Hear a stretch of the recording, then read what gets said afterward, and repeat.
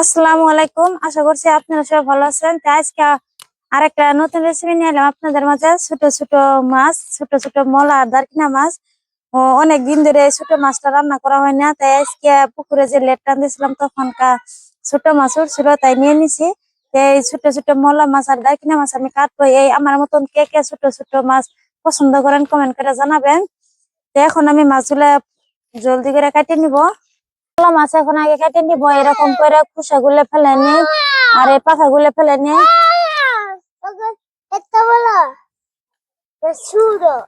যে ছোট ছোট মলা মাছগুলো আমি এরকম করে বুটি দিয়ে কাটিয়ে নিতেছি। দেখেন, এই মাছের কাঁটা গুলো ফেলে দেন আগে, এর নিচে বালি থাকে, ময়লা থাকে অনেক।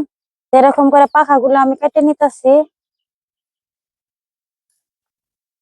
এরকম করে আমি সব মাছ কেটে নিব, তা আপনারা সাথে থাকেন আর দেখতে থাকেন। মলা মাছের আজকে আমি চচ্চড়ি রান্না করব, খালি পেঁয়াজ কাঁচা লঙ্কা কাটিয়ে দিয়ে হেরে চচ্চড়িটা রান্না করব। আপনারা সাথে থাকেন আর দেখতে থাকেন আমি কিরকম করে চচ্চড়িটা রান্নাটা করি। এই ছোট মাছের চচ্চড়িটা দারুণ টেস্টি লাগে আমার কাছে, বা শাক পাতা দিয়ে রান্না করে খেলেও ভালো লাগে। তাই আজকে আমি এমনি খালি চচ্চড়ি রান্না করবো। বুঝাবো না, আমার সব মাছ কাটা হয়েছে।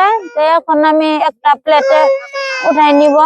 ওদি আজকে আমার সাথে আমার দিদি সাহায্য করতেছে। দেখেন, মাছগুলোর সাথে কেটে দিল, এখন কাই যে একটা প্লেটে উঠাই দিতেছে। থালি মধ্যে কড়াই গরম হয়েছে, কড়াই দিব সরষের তেল। তেল গরম হয়েছে, এখন দিব গোটা জিরা, পেঁয়াজ কুচি, কাঁচা লঙ্কা, পেঁয়াজ বাটা, রসুন বাটা, সরষে, জিরা, ধনিয়া বাটা একসাথে। অল্প পরিমাণে পানি দিয়ে দিলাম। হলুদ পাউডার অল্প পরিমাণে দিয়ে দিব, লঙ্কা পাউডার, স্বাদ মতন লবণ। ভালো করে মিক্স করে নিব। আমি কাঁচা লঙ্কা ময় মশলা আমি ভালো করে কষে নিচ্ছি। এখন আমি মাছ দিয়ে দিলাম। মাছ দিয়ে একটু ভালো করে মিক্স করে নিব এরকম করে মশলার সাথে।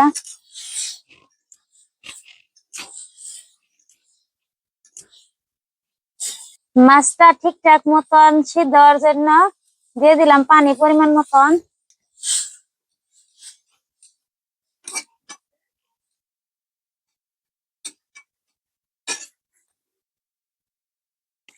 এখন আমি ঢাকনা দিয়ে ভালো করে কষাই নিব। আজকে আমি ছোট মাছের চচ্চড়ি রান্না করবো, এর মধ্যে এখন আর কিছু দিব না, কম মশলায় রান্নাটা করতেছি। আপনারা সাথে থাকেন আর দেখতে থাকেন আমি কিরকম করে রান্নাটা করি।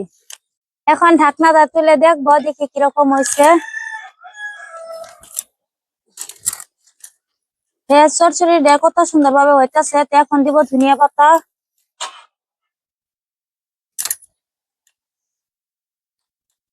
ধনিয়া পাতা এরকম করে উপর দিয়ে ছিটিয়ে দিব।